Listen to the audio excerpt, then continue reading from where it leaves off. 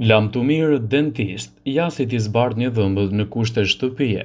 Të gjithë ndërrojnë të kenë një buzëqeshje që është e përsosur si yjet e Hollywoodit.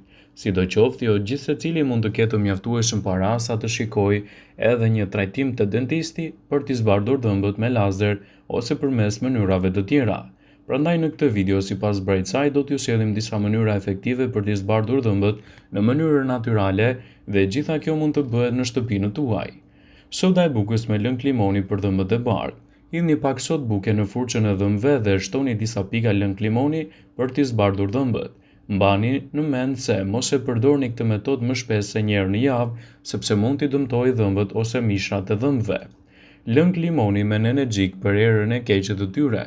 Largimi i erës së keqe të gojës është një domosdoshmëri.